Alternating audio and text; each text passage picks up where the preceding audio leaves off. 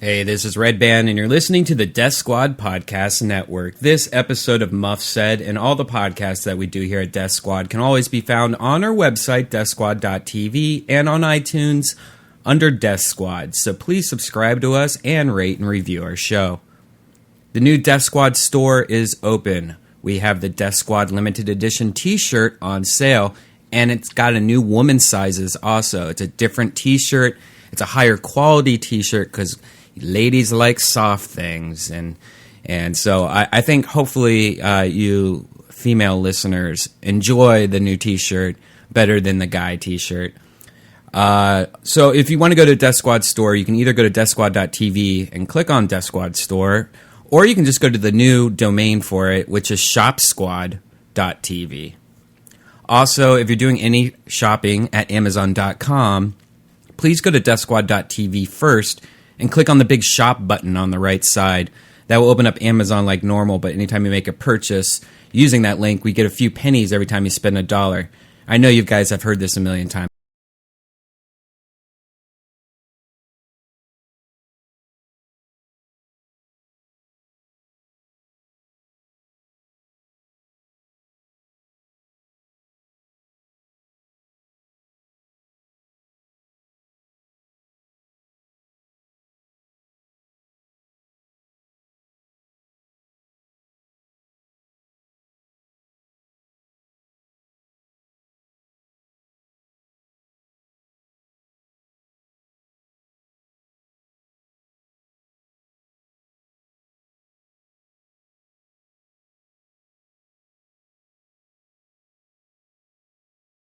With Sam Sparrow this week. It's been my jam. And of course I learned about it on NPR, where I learn about everything. This week we have on our show Nick Ahrens. Mm-hmm. Nick was in charge of stuff at Game Informer magazine. He wrote all sorts of video game reviews and was the media editor, wrote the gear section, and then he left to go on to I Am 8-Bit, which is a very special art gallery that's based here in Los Angeles. Mm-hmm. And I want to talk a little bit about that. And now you've got some new projects. I do. Literally this week, today actually, is when I decided to tell the world. But we'll get to that. We'll get to that. Yes. So tell me about I Am 8-Bit. Wonderful creative company based out of Los Angeles here. It was birthed out of video games, but kind of slightly different than most companies, go in development or editorial. 8-Bit started as a gallery show. And the founder, my old business partner, John Gibson, he kind of got a little bit bored, I guess, with journalism and that kind of thing. Wanted to do something new, and he's always been to art. So he saw all these amazing artists that grew up nerds. And now they're adults, and they're making careers and doing all this cool stuff. And he saw this opportunity to have these guys reinterpret their childhood memories, sitting in, the basement playing Nintendo, as artists. How do they see that stuff now? How do they see their imaginations from a kid's point of view as an adult, as a professional artist? So we had a show, a group show featuring, I think at the time, 50 artists at that time, pieces just inspired by 1980s video game art, or video games. And from there on, it just kind of spiraled out to be marketing and production and just creative services in general. So now it's kind of like this holy group show group company that focuses on, swag and events and productions and all this kind of cool, creative-focused, artsy stuff, and mostly in the game industry, but kind of out and about now too as well. Are you Canadian? No, I'm Minnesotan, though, so I'm close enough. I'm basically you said the same thing. About boat. I say things like boatload. Yeah, we're looking at it right now. For the video, there you are. Hey, that's my dumb face. You know what? You know what's hilarious about video game art, especially the early, was how horrible it was. They just showed a Mega Man, original Mega Man art, which is just insanely awful. Oh, I know. It's hilarious too, because we actually ended up reinterpreting that bad art and doing the Mega Man 9 and 10 were built like the old NES versions. So we actually did the key art for the games, but Capcom was like, let's make it look crazy. And so at the time, John was like, well, can we make it look like a bad 80s video game cover? And they're like, yeah, let's do it. So we actually have, you can actually get a boxed NES version for Mega Man 9, which actually came out on Xbox 360 and all that cool stuff. Yeah, they're super rad. It's so Warhol, it hurts. Yeah, it's just like it's just like the interpretation of like you know those games were 8-bit. They had not very many colors, you know, big blocky pixels. So, you know, if you ask somebody like to draw Mario, they're either going to draw the pixelated version or they're just going to come up with their own thing because this is how I saw Mario. But really, his mustache was 2 little squares, and you know, his animations were like boop boop boop boop. And so it's really neat to see people turn Mario, like one of the most common themes we've seen people turn him, even as an Italian plumber, is to this almost Russian propaganda stuff, which is beautiful, amazing art, and it always comes out. Do you know the artist that's behind that? There's been a few. The one that stands out, at least in the gallery, is Jose Moroca Flores. He works in games. He's a game concept artist, and his pieces are huge and sell for thousands of dollars, and they're amazing. I think he either paints the oils or acrylics, and he's takes a long time, spends a lot of time, and they're super creative. He has like, you know, Mario sitting up on a big steel girder with Princess Peach, and they're just chilling there, and there's like all these reinterpretations of like the mushrooms and the fishes in the background and stuff like that. It's just really cool stuff. It's one of my favorite things. I am a huge fan of I Am 8-Bit. Do you still work with them? Or are you still? I just left, and you know, I love those guys, but I just left to chase a job in game development. So I went even nerdier, as nerdy as I could possibly get. So I'm gonna. And you just came back from PAX. Just came back from which PAX. I gotta ask you about PAX. Were you didn't go? I didn't go. I'm not that cool. I wanted to go, but I'm not that cool. Maybe next year. I have been to Unite, though, which is a really nerdy convention to have gone to. Unite? I don't even know if I know that. Unite, so Unity, 3D, Unity, the game development. The engine. Yeah, which I'm going to be working on. They have a developer conference just for their users in Montreal. Oh, that's amazing. So I have been there. So that's like even nerdier. That's like I'm so nerdy that it's like I can only get in because of a certain level of nerd because I use that. Like but you know, PAX was awesome. What's so cool about PAX is like it's, you know, Comic-Con has become very commercial. Well, it's just ridiculous at this point. You know what I mean? It's like I mean, now that Trickster's around, it's like the new Comic-Con because all the like indie artists were like, "Fuck this, we're gonna start our own Jeff thing." Johnson. Yeah, you know, a lot of like local guys like Jim Mahfood, and you know, all these cool guys are doing that. And I see why, because I've only been to Comic-Con once. I've been working in the nerd industries for 8 years, and I've only gone once. And I went, and I'm like, I don't even know if I'll really even be that excited to go back. I want to take a moment right now and I want to pause this conversation to talk about the nerd events that are happening in Los Angeles this weekend before I want to talk to you about PAX. So tomorrow here in Los Angeles, there is a event called Nerds Like Us. It's a midnight screening of Serenity. You can find them on Facebook. Just look for Nerds Like Us. I saw that. Yes, I will be there. I would recommend lining up at like 11 because it is going to sell out. It has sold out in the past. Also coming up next weekend, next weekend is Kamikaze, Stanley's Kamikaze, which is a new, smaller comic book convention. There's 2 comic book conventions this month that I'm very excited about because it's a smaller approach, it's a more intimate approach, and it hopefully will be moving away from the commercialism of SDCC. And then later in the month, the 28th through the 30th in Las Vegas, there is Morrison Con, which was thought up by James Syme, who is a good friend of mine. He runs Isotope Comics in San Francisco. And it is going to be the no-line Comic-Con is kind of their idea. They've got, of course, Grant Morrison. I'm going to be moderating a panel with Jim Lee, Derek Robertson, a lot of other stuff. So come to Vegas. Definitely check out Morrison Con.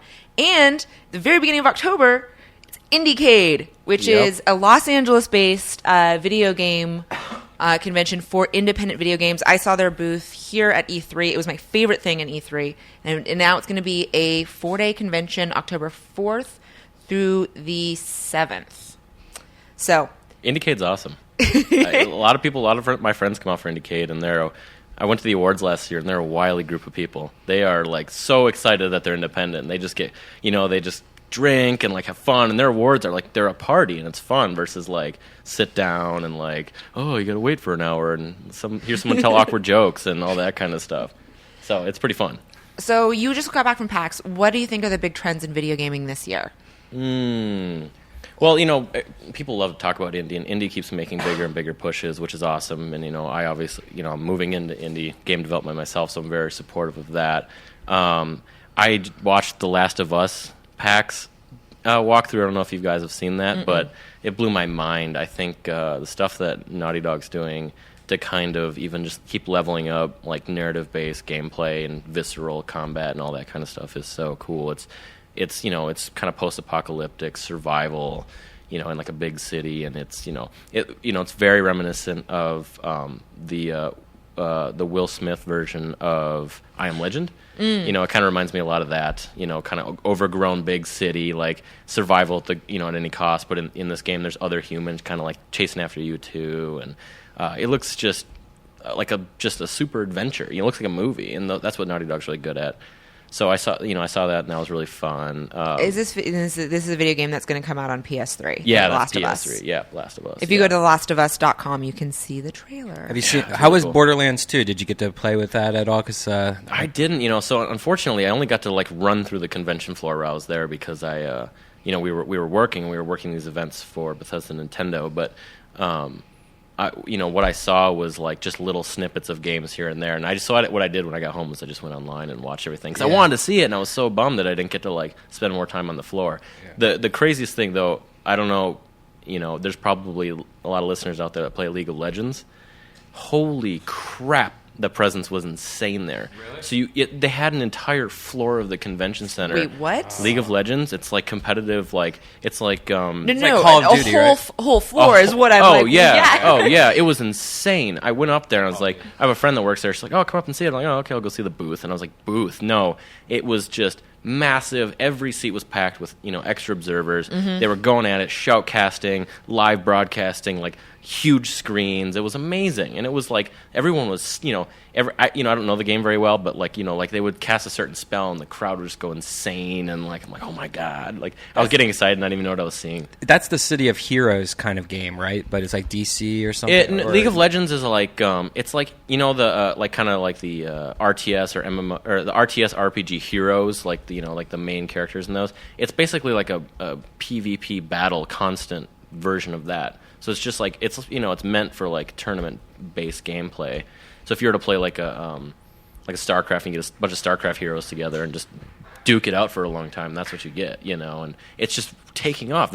It's one company, Riot. They do one game and they have like 300 employees, or no, 700 employees or something like that around the world, like for one game. I mean, it's huge. Wow.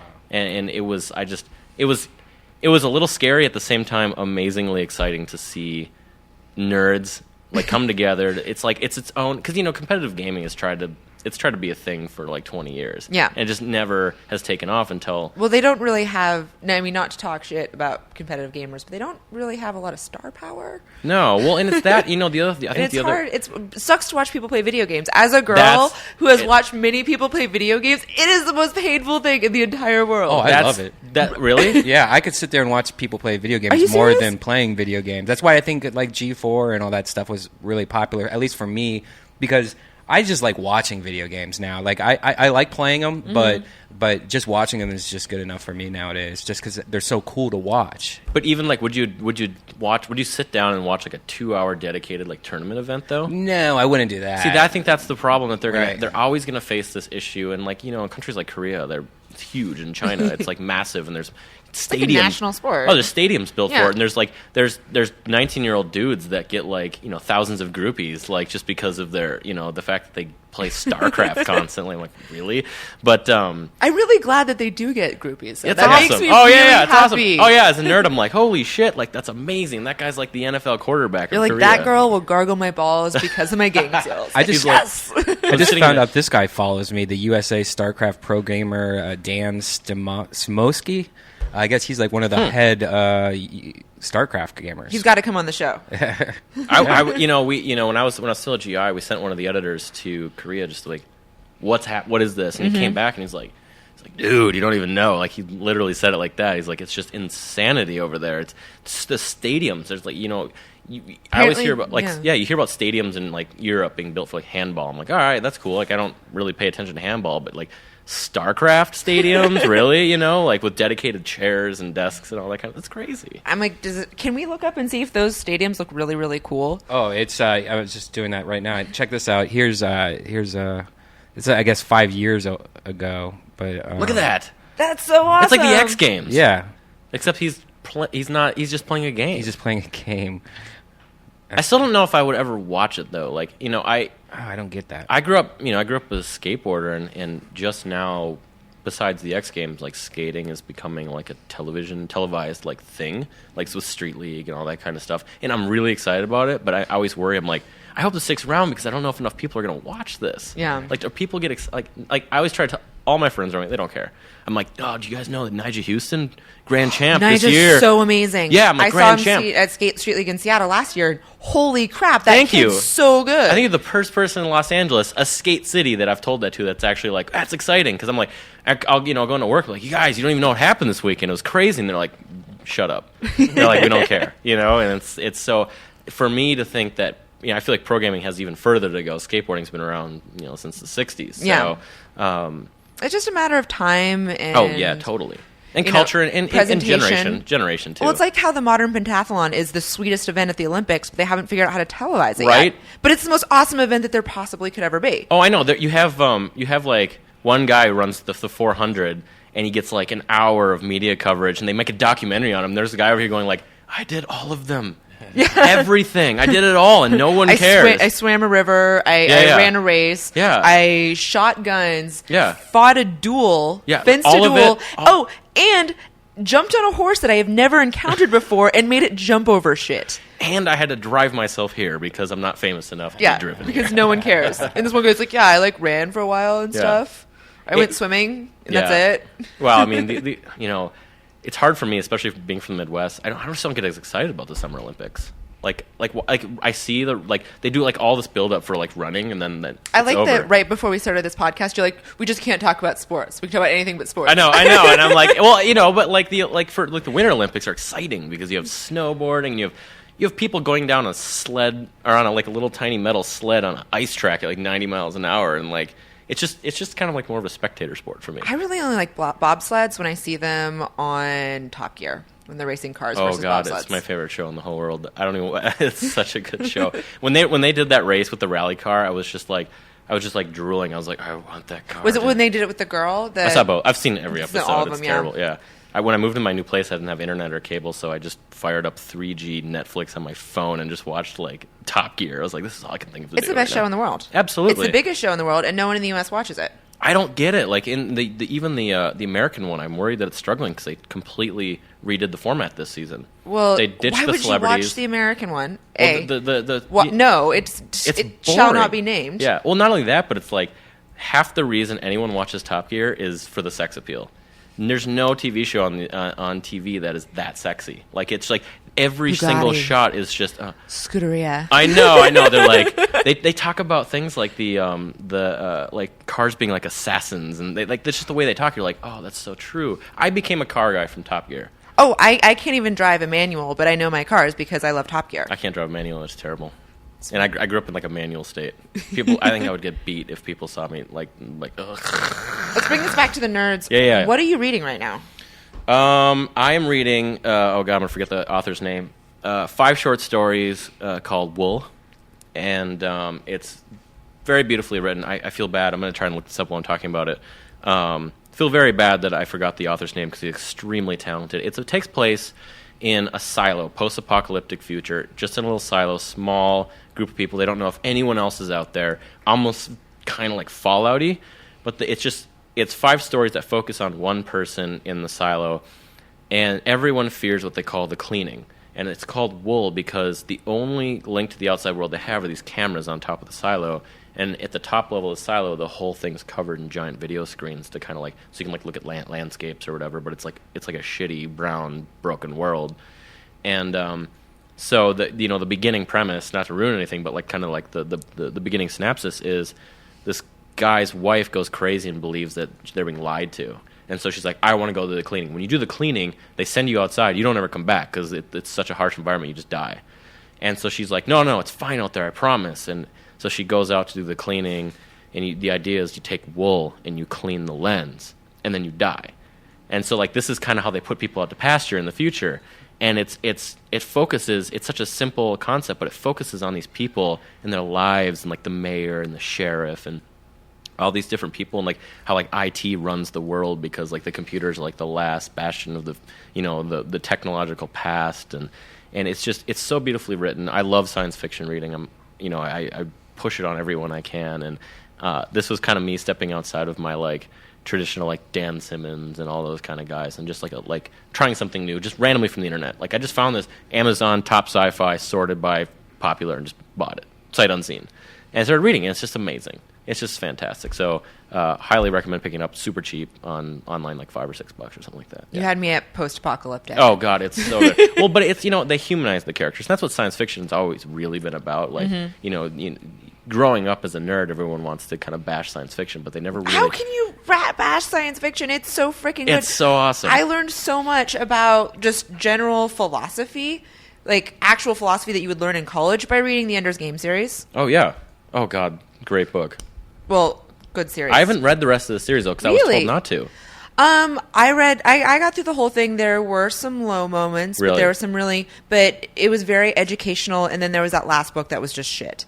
I worry that the author. So does he or does he not start to implement his kind of like super conservative, crazy views into the books, or does he kind of leave that out? I haven't read them since I was 17. Oh, okay. Well, so so it's been a while. Maybe. Yeah.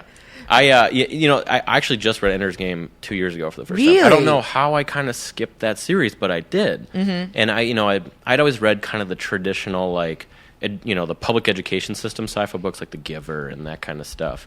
But then this is really terrible to admit, but I didn't become a reader until I got an iPad.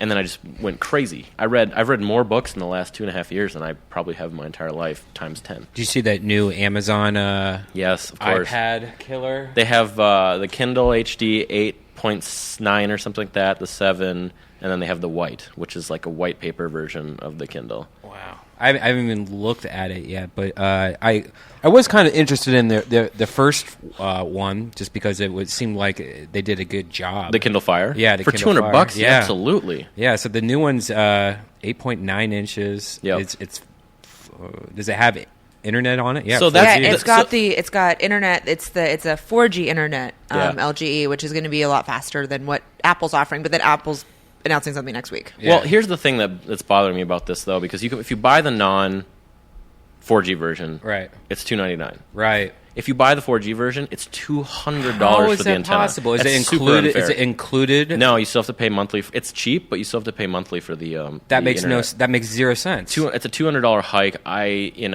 And I can't. I'm a little wondering why a lot of the publications didn't even pick up on it. Like $200. Like at that point, you might as well just buy an iPad. Also, Right. with that, they have a their subscription fee for the 4G is only $50 a year. It's a lot cheaper which is than a huge iPad. difference. So Yep. maybe it's like your initial cost is more expensive, but it's offset by like a super Yep. cheap, super available.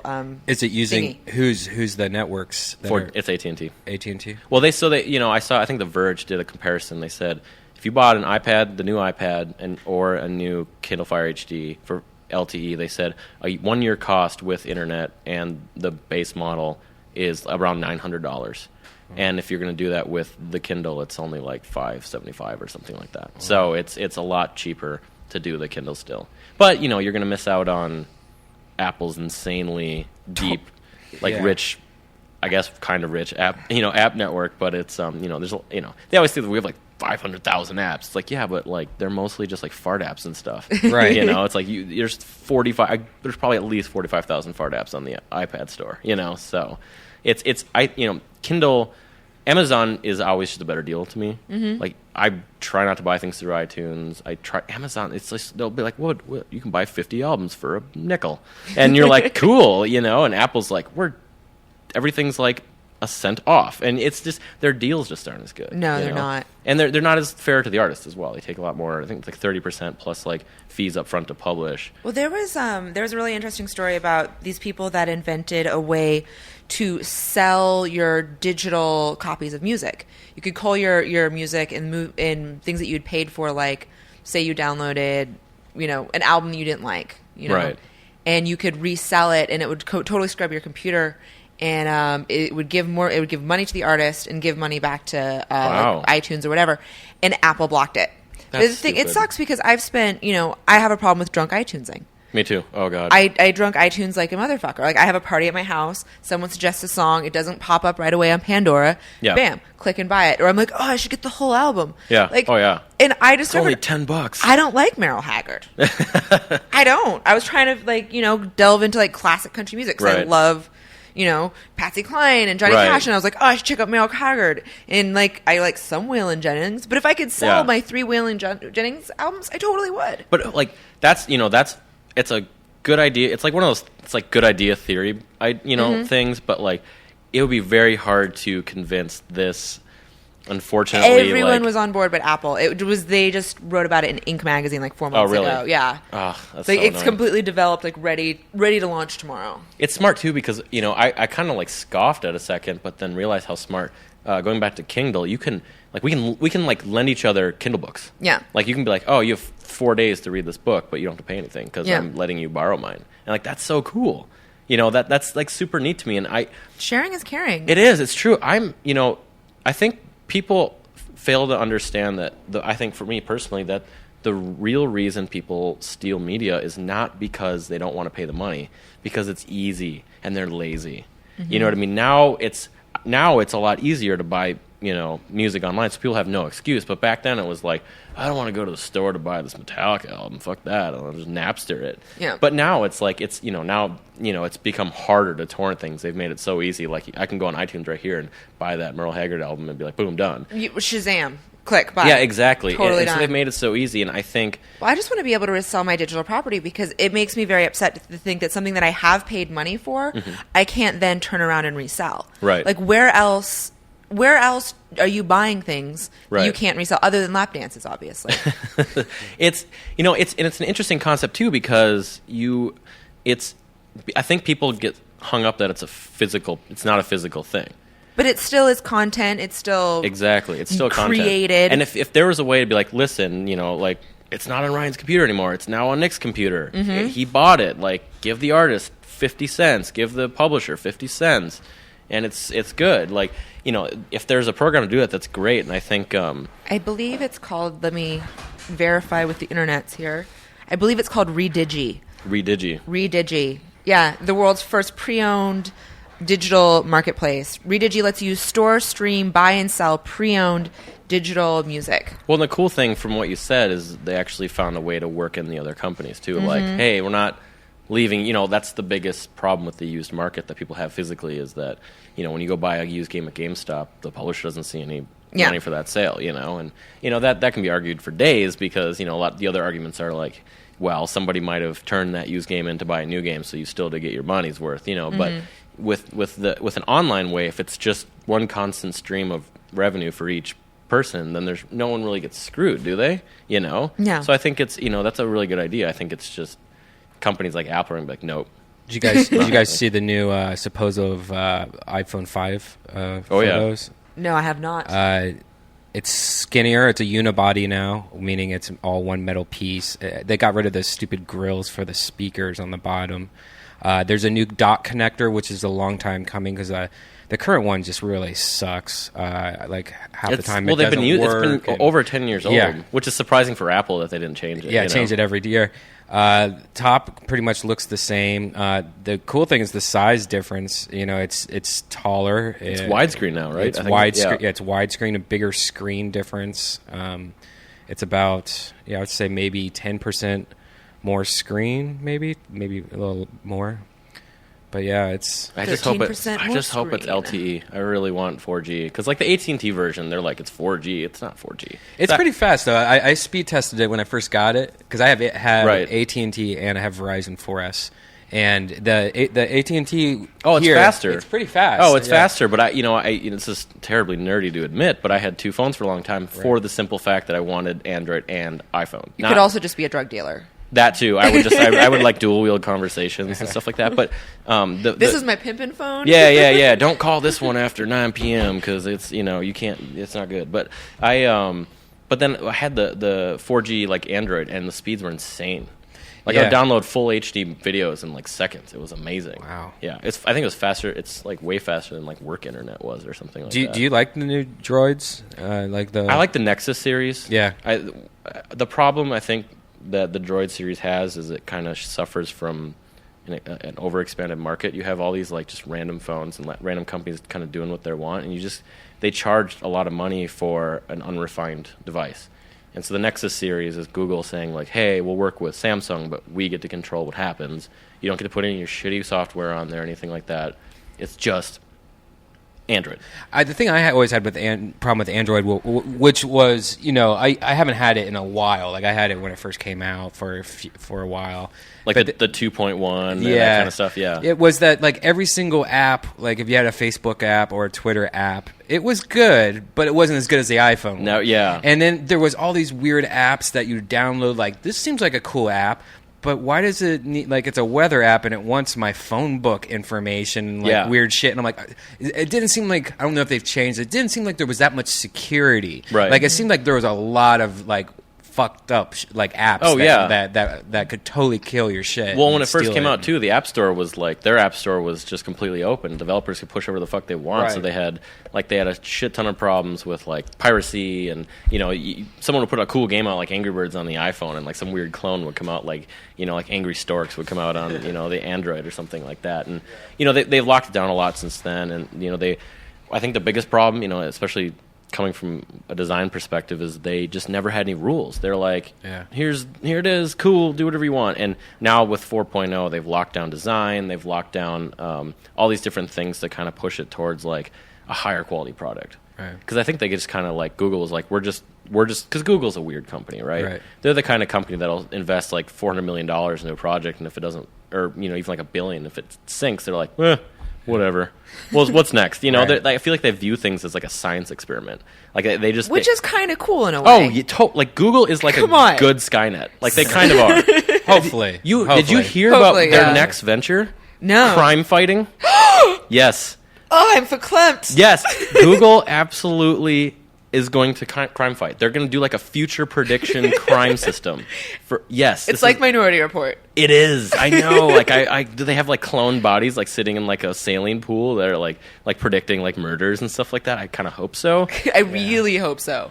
But why are they always in bathtubs? Because they were in bathtubs in Battlestar Galactica. Like, why do all of the psychic people always need to be in bathtubs? I don't know, because if I sit in a bathtub too long, I just want to get out. Yeah. Like if I'm in there for like 15 minutes, I gotta get out of here. My skin feels weird. Like. See, the secret to sitting in a bathtub, I've discovered, is to do a really stupid thing and put your computer on an Apple box and watch Doctor Who. You're like, oh my god, I watched the whole season. I got to get out, and your skin's so soft that it just like bursts open. It's terrible. I'm melting. God. I have an old lady fetish, so I like to sit in it until my hands prune up and then masturbate afterwards. Well, you get that really amazing sit on it for 20 minutes and be like, all right, let's do this. It's somebody else's grandma. It's not my grandma. It's somebody else's grandma. Let's just be clear about Speaking of that, how are you liking Lost Girls? Oh, it's awesome! We talked about this book last week. Lost Girls is a erotic version of Dorothy from Wizard of Oz, Alice from Alice in Wonderland, and Wendy from Peter and Pan. Peter Pan, yeah. Wow. And it's like double fantasy. Yeah. Triple. And triple. And the book is just straight up porn. Like it's full on. There's like not really a story, but just the art in it, it's amazing. It's a graphic novel? Alan Moore wrote it. It's huge. Wow. And I believe it's out of print. I think they have a new print coming out in the next month, but I got the used one off Amazon. How used was it? It was brand new. Like, it was one of those used books that I was like, all right, this isn't used. Some guy got it for his son. Like, this isn't the kind of comic that I wanted. Yeah. But it's good. I highly recommend it. Thank you, Ryan. Yes. Well, this week I am continuing to read Scalped, which is by Jason Aaron and R.M. I'm the worst Cuban ever. Guerrera, Guera. So bad. You're not the worst Cuban ever, by the way. Yeah. I'm pretty sure of that. Yeah. You're safe. Yeah, so this is now out in its 9th in trade paperback. This is Jason Aaron's first comic book out the gate. It is a beautiful crime noir story that takes place on an Indian reservation. The art is stunning. It's very violent. It's so beautifully drawn. Can we get a thingy on the thingy? Yeah. Thingy on the thingy. The thingy on the thingy. Yes. Wow, look at the thing. Yeah, look at that thing. Look at that art, graphic violence, amazing storytelling. There's so much so much character development, really deep characters that grow and evolve. Is this the first trade, or is it done? No, that's the 9th trade. Oh, so wow, they've been so doing it for a while. if you guys haven't taken me up on I've recommended it a few times. I just got the new one. It keeps getting better. It hasn't changed. It's amazing. And I haven't started it yet, but Serenity Firefly class just came out. This is for those of us that can't get into Firefly. They now have a graphic novel. Is it continuation of the story? I have no idea. I haven't even cracked it yet. Oh wow. I don't care. I don't care if they're retelling the story that I've already seen. I don't care if it's Firefly. I don't care if it's Serenity. I don't care if it's new. I am so excited. I will tell you about how awesome that is next week. And tomorrow night, I want to remind you again, Nerds Like Us are screening Serenity at midnight on Sunset Drive, 4473 Sunset Drive, Los Angeles, California. Is that different than Sunset Boulevard? I have no idea, but that's what's listed on their Sunset Facebook Drive. page. Yeah. It's in Cleveland. It's in Cleveland, Ohio. I just I don't know if you guys have heard of a series called Planetary. Yes. I just went through that, and it's one of the most bizarrely wonderful things I've ever read in my entire life. Well, it's written by Warren Ellis, right? Yeah, but it's just like, I mean, I haven't read a lot of comics because, well, here's what happened. As a very, very young kid, I got The Death of Superman handed to me, and I read it. I'm like, oh, cool, Superman, the comics, whatever. I read through it, and I'm like, wait, he's dead? He's dead? And I was just like, what? Okay. And then I just kind of stopped reading comics after that for a long time until, I became a grown-up adult and then started, like every grown-up should, started reading comic books again. Well, isn't 8-Bit the Galleries near Secret Headquarters? Yes. Secret Headquarters in Silver Lake. Yes. On Sunset Boulevard, yeah. Yeah, that's an awesome little shop. And you know what I like about that shop, too, is they're super nice in there. Sometimes you go to comic book stores and you're kind of like, do I fit in? Like, am I one of the regs? What do I do? And they're super rad. I got into comic books because of the Daves at Secret Headquarters. I read some comic books growing up, but I was more into, like, books. I was into, things like books and stuff. And books. Nerd. Theater, drama club. And actually, I got into comic books simply because of Dave. The Daves there were, like, they welcomed me in. I was like, I don't know a lot about comic books, but I want to read some stuff. Like, these are some regular books I like to read, and they recommended me a ton of stuff, and I've been addicted ever since. What was your first one? Like your first true read through series? I got Walking Dead, which I'm still reading. I'm reading those in the hardback trades. I have to read those. They sound so good. They're great on iPad. They're great on iPad. That's how I'll read it that way then. I got really hooked on Warren Ellis right off the bat. Mm-hmm. What did I read? I think it was Ignition City, which is, I think, probably one of my favorite graphic novels of all time because it's just straight up like steampunk. Right. And just like Firefly, there's only one issue in that it's very frustrating that there's only one issue, but in a way it makes it better. Yeah. And Freak Angels, I really jumped right into Warren Ellis right off the bat. Well, that's the problem I had with Planetary. It was only 3 trades, and it was over. I finished it in one night, and I was like, oh, this is so weird and bizarre. But 27 it's so issues specifically. Actually, Planetary is one of my least favorite of Warren's titles. I don't really like soup stuff all that much. I liked it just because it was so bizarre. It was just they're the islands in Japan with the giant burned out Mothras that people are camping outside of because they want to trip out and stuff like that. I'm like, what is this? It's like, to me, that's like a David Lynch comic book almost. You know what I mean? Things didn't really make sense. It's that you need to read more Warren Ellis. Yeah. Shit gets weird. Well, I only read what people recommend. I don't, I'm not I just, for me, I read books I'll find on my own, but I'm more than open to comic books, but I just kind of read what people hand me, and I read, Why the Last Man, so good, Hush, all the kind of the majors and that kind of stuff. But until someone's like, you need to read this, I don't. Have you done Preacher? No, but I've been told to do that. If you haven't lived until you've read Preacher. It's that and Sandman I need to do. Yeah. I haven't read Sandman yet. That's I hear that's an undertaking too because they're big. Preacher, the thing about Preacher is that the first trade goes a little slow. You get into the second one, and then you're completely hooked.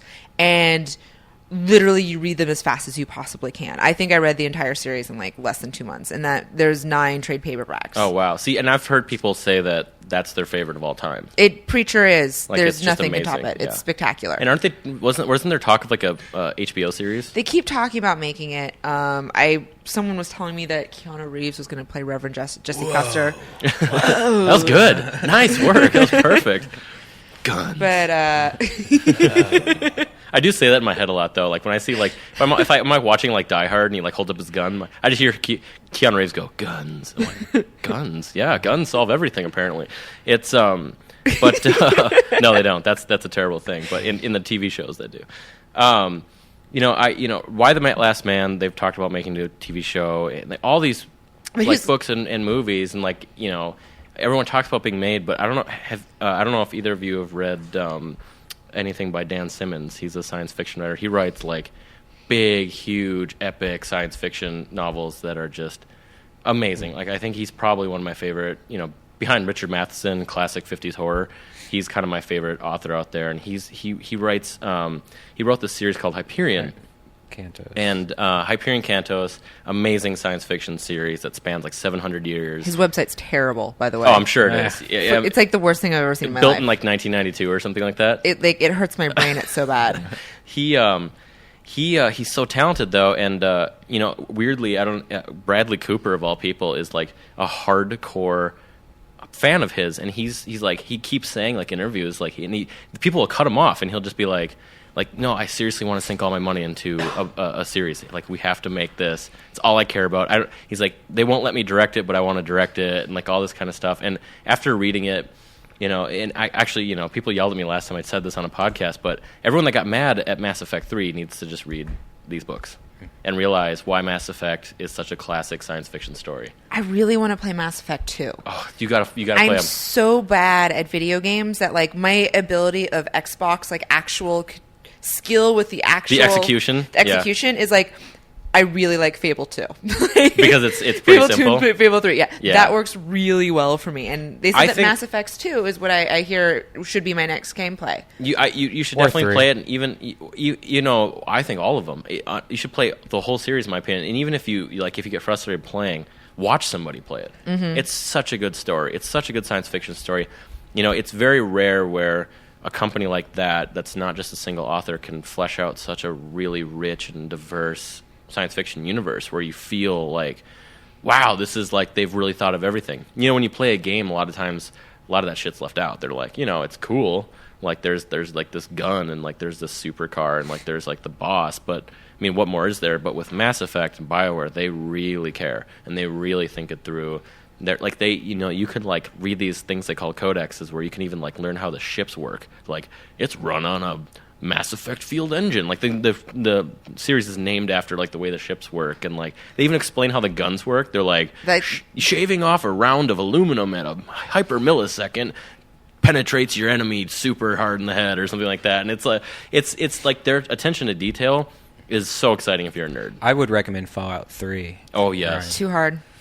You already tried it? Too hard. Yeah, no, I tried it. Too hard. Did the giant spiders kill you? Yes.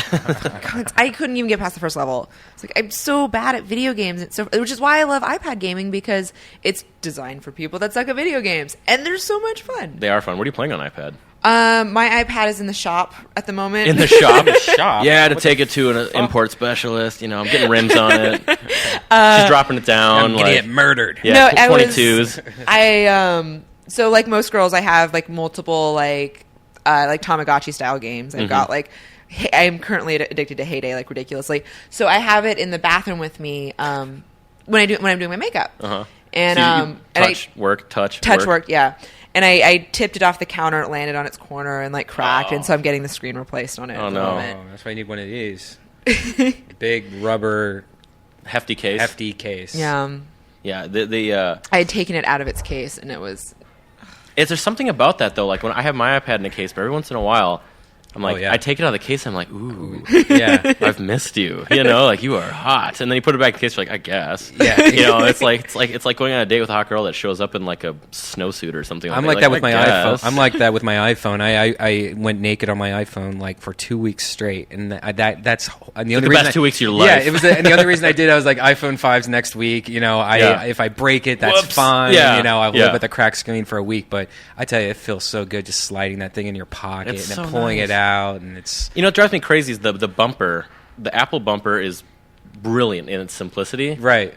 Horrible. $30 and it lasts a week. Like you take it off once and it rips in half. Yeah. And it's like, oh god. And when they're at the store, they're like, hey, you can just put it on the phone right now, because they know if you put it on the phone, it'll already rip, and you're like, you have to buy a new one already. And it's you buy, like, you spend half the money on like a giant case that'll protect it for real. Right. But Otterbox. it's just but they're just I hate them. Like they're I hate- terrible and like I had that, but I can't remember why I got rid of it. Was it doesn't protect the bottom or something? the I had Otterbox? the Or bumper. It doesn't protect the back. Oh, the back's at exposed. all. Yeah. I like my Yeah. case, and I actually got this at the AT&T store. Yeah, it took me a while to find a case. Is that a I battery like. case or just a regular No, case? it's just regular case, but it's extra like. You have like extra double thick. case. Yeah, which is good because I Oh, drop you double wrapped everything. it. That's good. Yeah. Yeah. I got a double bag. Yeah, you gotta. With me, everyone should double bag. Safety first, double first. Well, the other thing too is I found this neat little. So I, as a nerd, I was like, "There's got to be somebody who's thought of this. I want to take my iPhone and mount it in my car, very nicely, without some giant like, Shitty creepy plastic bullshit. Yeah, like it's. So finally, Griffin came up with this nice little thing. You just go, boop. And you just stick it in there. It's like, because when I bought my car, I was like, should I get the GPS? Should I get all like the cool shit in there? And the guy was like, no, just use your phone. Like, why would you Yeah. pay $2,000-$3,000 Oh. more for a car when you can just stick your phone on a little thing and you got Siri like talking to you through the car, which is cool. It's the worst. Those GPSs are so horrible, and I spent $2,000 on my Ford Edge GPS, and it's the worst GPS in the road. And now it's super outdated. Yeah, and if you want to update it, you have to buy their DVD for like $1,500. Yeah. It's a DVD. Yeah, Yeah. that's the only way they prevent like A piracy. DVD. Actually, I found mine on Pirate Bay because I was you not, can do it. Yeah, you can do it, and I was just not going to pay for it. It's a racket. It's a Yeah. total racket. When like $1,500 for a goddamn DVD. phone GPS is free. Yeah. It's ridiculous. Though back when I had Telenav on my BlackBerry, which I paid $10 a month for, Telenav, nice. I loved Wow. Telenav. That was actually my favorite part about my BlackBerry, other than BBM, was the Telenav. BBM. because Well, you have iMessage now, so you got it your talked- BBM back. I don't. Eh. I haven't gone there yet. I'm not ready. It's It's a big step. it's good, except it's weird when I see someone typing a text message to me, because I'll go to text them and it'll be lit up. I'm like, and it's like I'm always tempted to be like, "Got you first" or something like that, and they're like, "What the fuck? Are you Pew, just pew, staring? pew, Yeah, you're just pew. staring at this, or like, what's your problem?" But because I never had a BlackBerry, it's like the one kind of mobile. I've had I like Nokia Brick, and I even had like a Helio and that kind of shit. But like, I never had the BlackBerry, and everyone love just BlackBerry. they sing the praises of BBM. I've had until with the BlackBerry Bold, I think that they must have switched where they're manufacturing, because it was a beautiful phone. It worked great, but it was just the quality was shit. Yep. And up until the last Bold, my BlackBerries were indestructible. Right. And that's what I look for in a phone. You never needed a case, did you? No. No. Yeah. Absolutely did not need it. I literally... I went through a phase where when I'd get angry, I'd throw my phone, and it was a BlackBerry. It was fine. Like, I would, like, throw it against the wall as hard as I could. It would Bounce still work. back into your hand Yeah. and be like, Yeah. "Hello," like a little smiley face on the screen or something like that. And the Telenav would talk to me and give me voice prompt directions when I was driving. With a British accent Not with a British accent, but it did have the 3D map, where on a BlackBerry. on a That's BlackBerry, the Wow. 3D moving map. It was the best thing ever. That's weird, because last time I saw a BlackBerry, the interface drove me insane. Oh, It it's was like- awful. It looked like Microsoft 3.1 or something. Well, like once that. you get used to it, and I'd been on a BlackBerry like for most of it's my fast adult life. though, and that's why you Super use fast, it. Yeah, you can respond. I actually watched, and I'm gonna leave his name out because I think the audience will know who he is. But I watched a TV host friend of mine, an entire email on a BlackBerry and send it. Oh, I used to do that Wow. all the time. I could Like this, like he was like, "Hey, what's up? Yeah, no problem, boom." And then 5 minutes later, like this PR person comes over, like, "Hey, I got your email." I'm like, "What the fuck? That was insane!" It was at That's E3, and he got us into like a booth, and I was like, "I've never seen that That's it not was possible. it on was phone. the best part about a bad date is that you could text under the table and they would never realize that you were just like, insane. please rescue me, call me with an emergency, somebody. Yeah. eject. This guy has 2 noses. I don't know. This is weird. Yeah. I found my Trio the other day. Remember those big old clunky Trios? Oh, you had a Trio? Oh, no way. I used to be a Trio guy before Wow. iPhones, and then I went to Helio. Did you get like the Ocean or whatever it was? I love that phone. It was great for the time. Yeah, you had for like the time. it's like you could sign into like 5 different instant messengers. I was like, Yeah, what? the I'm on AM ringtones all were the time crazy. now. Yeah, I had the Helio, and then I remember even the iPhone is like super sexy, but the only time anyone's ever had phone envy was when I had a Helio. Yeah. And I'll never forget this. I was in a bad mood. It was late at night, and I was like, I think like I'd gotten a fight with my girlfriend at the time or something like that, and I went to Taco Bell drive-thru. I was just like, whatever, fuck my life, And so I'm just sitting there at the drive-thru, and I'm like, waiting for my food. I was just like hating everything, and this guy goes like, bro, is that a Helio? Yeah. And I was like, yeah. He's like, no way. And he was like super stoked on my phone. I'm like, yeah, and I flipped it shut and like took off. But it was like the Helio was such a crazy, unique device. It was like a Sidekick times 10. Yeah, it was really good, but if I remember correctly, there was things I didn't like about it because I ended up only having mine for like 4 months. It was thick. It was like as thick as a turkey sandwich. It was so thick. I mean, it was like if somebody threw a Helio at your head, Girls like thick. No, they do. Like turkey sandwich thick is what I hear. But like It was thick like Brian Redban. honestly, if someone threw a Helio at your head, you would be in the hospital. Like, if someone threw an iPhone at your head, you'd probably just get pissed off. Yeah. But, like, a Helio would put you down. Like, it was a huge device. The brick. I mean, it was totally a brick. I don't even know what it looks like. How do I spell that? H-E-I... or H-E-L-I-E-O. Okay, Yeah. so like it should probably. I think they still make them. They do still make them. Really? Yeah. 'Cause I know they licensed all of their At least their waves, their airwaves from they licensed from Sprint, I think, or something. yeah. Yeah. The only reason I got one at the time is because when I was at Game Informer, I think like GameStop Corporation got us like super discounts on something like that. I was like, cool, I'll get the Helio. And then of course I get it, and like 5 months later, everyone has iPhones in the office. I'm like, damn it. Yeah. I think that's maybe why I got rid of my Helio now. Yeah. Thinking back about it. And I still love the first iPhone. I love the design of that phone. It is to me, it's just beautiful. Yeah, I still have mine. And you Really? know what's great is that I got mine. I used to always do this thing where like a month before they announced the new one, I would just call up Apple and be like, yeah, my iPhone's freaking out. It won't, it keeps on locking up and freezing. And they'd be like, well, if you want to replace it, you can like send it in and we'll send you a new one, And you'd sell the new one? Yeah, and then Yep. I would have the new one. But with the iPhone 1, I got it like the same week that iPhone 2 came out. And I was like, you know what? I'm just going to keep this in the box and everything. So I have like a brand new iPhone That's amazing. 1. You Like, should keep that. I know. That's amazing. Exactly. So they like I feel like Apple, like I did not like the 3GS design at all. Like the second one, like it was. 3GS, yeah, that was it kind of like that is what I don't like about a lot of the Android phones, the way that was kind of shaped. And then this came out, and I really like it. Oh, yeah. And I was worried they were going to change it again because this is called like candy bar style, and I really like the kind of symmetrical, like clean. I mean, I'm in like. Do you rub this on your nipples when you're? Oh yeah, oh god, I'm an industrial design whore. I love it. Yeah. Do you mod. like just take your penis and like press it gently up against your iPhone? I just have people text me. I'm like, just I'll do text that me, right now. Text me. Text me a lot. it's right on It's my balls. just. It's cold. It's cold. I just got to keep it there for a while. Yeah, I'll text you. No. Cool little secret trick. Did you know you could change the way the phone vibrates, the iPhone? Huh? You totally can. And the accessibility settings in the iPhone is a wondrous place. Whoa. Make it wait. so. Make it so. Make it so. So what can you do different? Well, you're with making it so.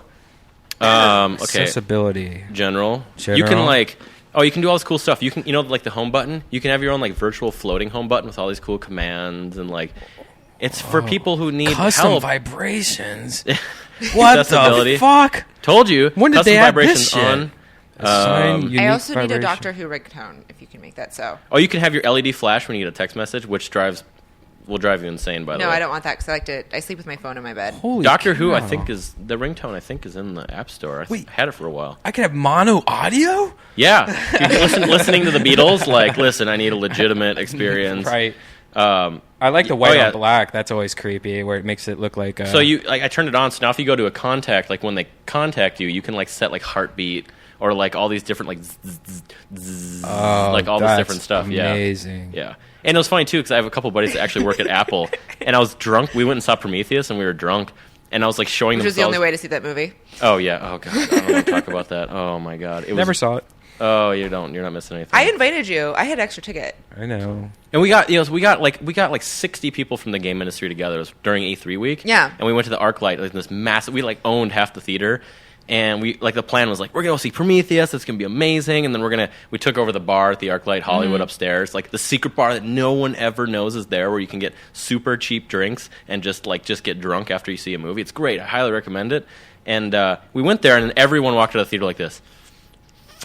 Fuck. So I had one friend of mine. He's a writer. He was so mad he left. Scientists that just touch shit on an alien planet. Oh God, it's like and it was pretty. It's a very really pretty movie, but like, and it didn't know what it wanted to be. It was like, is it horror? Is it suspenseful? Is it like scientific? And it was a piece of crap. Have you ever changed your Siri into a Japanese and then had them say like sexy things to you? No, Like, That's just you. Siri.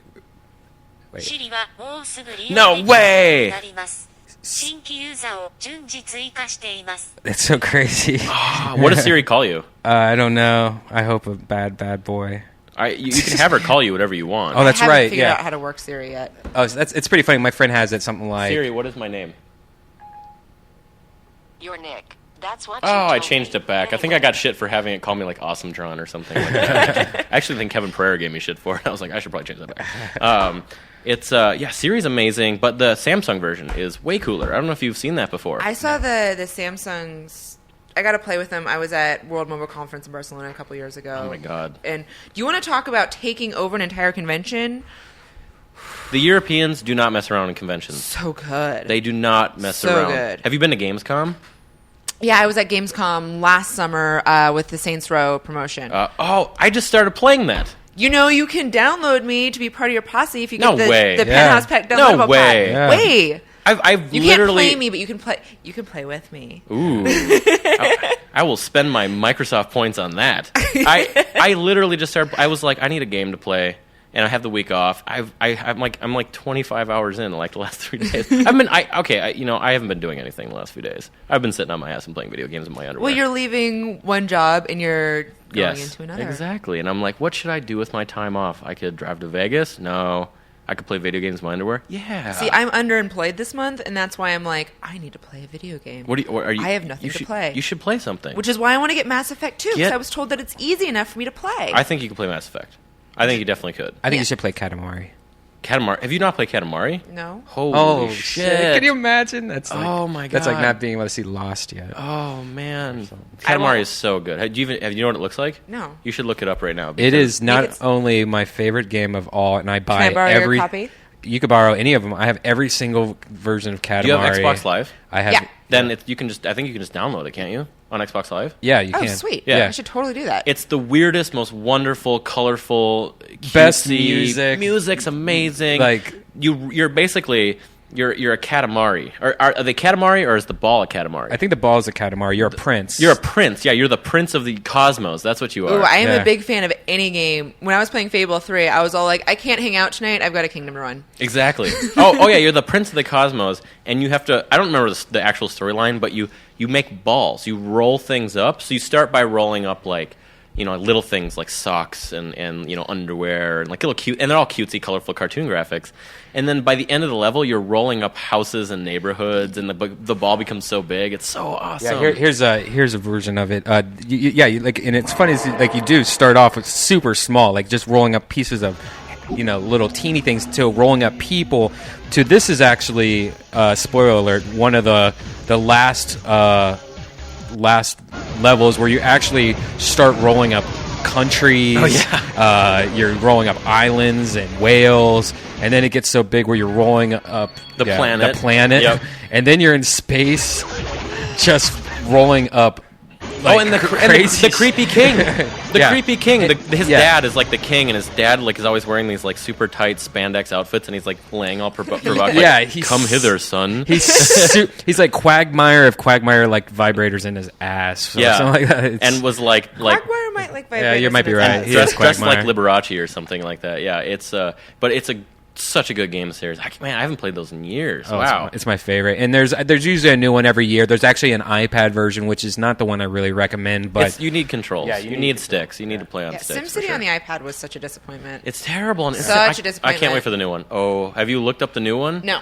Holy shit, it looks amazing. The whole reason I brought you on the show is that I haven't been gaming at all. We're going to fix that. I know. We're going to fix that soon. I actually got addicted to SimCity Social on Facebook, which isn't really SimCity. Right. But my buddy introduced me to it. On He Facebook. works there. It's a Facebook game, but it's still kind of SimCity, but not like full SimCity. But SimCity, the new one looks right here's the new one. Holy shit. This is the E3 trailer. It looks amazing. I agree. Check this out. Oh, I saw this trailer. We saw this. Yeah, I think each building has its own AI or something like that, and runs its own world. And it's just... I'll buy a computer for this. I usually use Mac, but I will buy a fucking super expensive gaming computer just to sit and play this. Why don't you have one already? It died. I had a big huge laptop, and it just went. I tell you, I just got these Alienwares because the Joe Rogan podcast, we're now sponsored by a company that's Alienware, but it's, I don't know.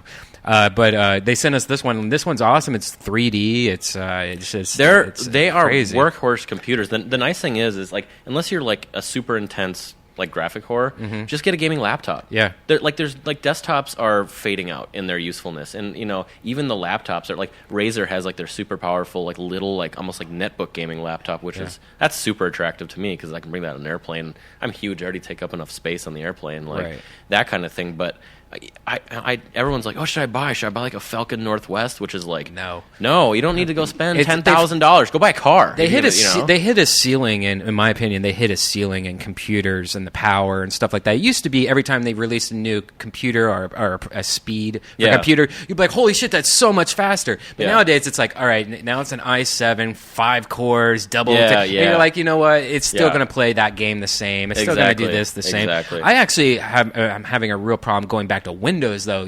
So I don't think I could use this laptop for anything but games. I mean, just surfing is driving me crazy with all these windows that keep on popping up telling me to update shit. And I honestly think, I have a MacBook Pro, and, my new job is desktop-based. So what I think I'm going to do is just maybe eventually buy a newer MacBook instead of a PC, and then just put Windows on the Mac, and just have boot camp it for games, because they're sexier computers. They're cool, and I love that stuff. Yeah, the Mac. And I like this is my boyfriend. You got the smart little the case. Well, this is because I watched Doctor Who in the bathtub. This is my Doctor Who protection. Yeah. There's that and the keyboard condom. Oh, what the hell is that? Let me see that. Yeah, you put that. You've never seen that. I'm touching it. They have different colors too. So Ew, I'm a girl. Okay, my ejaculate does not get all over my. Can I lick it?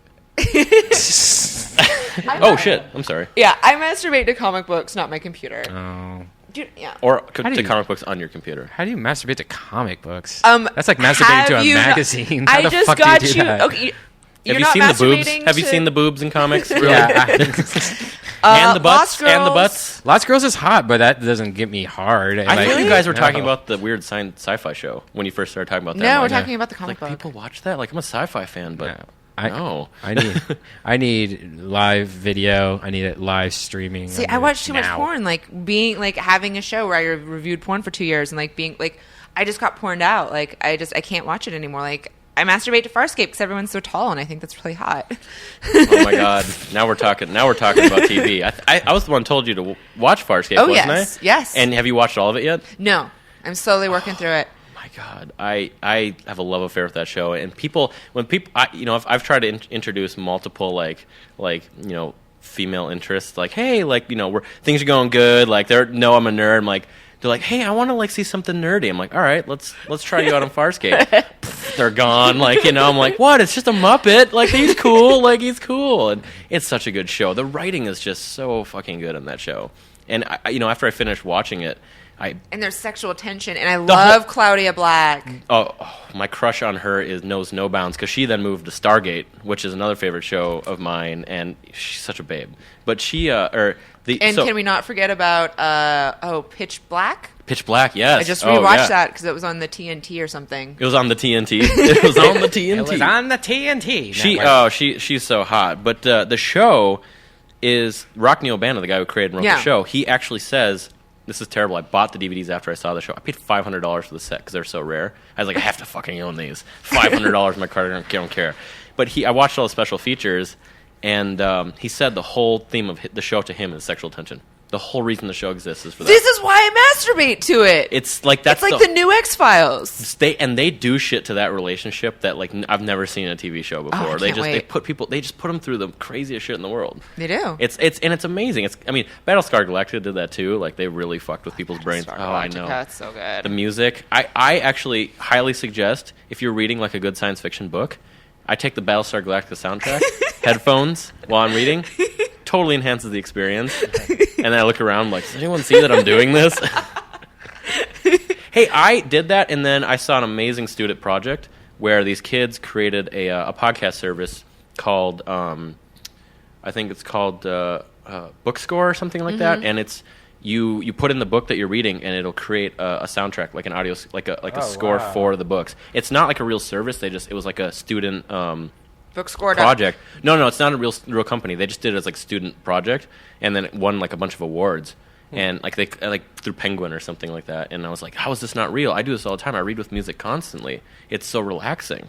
And especially if you choose the right music for the book, if you choose like to listen to like a bunch of like 90s hip hop while you're reading like I've been doing the Benedictine. yeah. I mean, I guess that works. I that like the kind of works. Benedictine monks. To what? The Benedictine monk chants. Oh yeah, those are really good. And then also these other guys called Yoshida Brothers, which I highly suggest. They're traditional Japanese like sitar music, but they do it with a hip hop beat, and it's beautiful, super relaxing, but still kind of like rhythm. What's it called again? Yoshida Brothers. Yeah. So and they're on the YouTube. They're on the YouTubes. Yeah. They're great. But yeah, the Battlestar soundtrack is like nothing I've ever heard. There's TV doesn't have music like that normally. It's just because he did like there's so few shows that have amazing music, and when music is used appropriately, it's amazing. Like that's one of the things I love about Louie and the Cowboy Bebop. Oh Hello. yeah, I have that soundtrack. Yeah. That's one of the few anime series that I owned. I think I might have sold it, but it's so good. You just reminded me that I needed to text my subletter in New York to bring me back my Cowboy Bebop. I need it back. Mine's like a total like.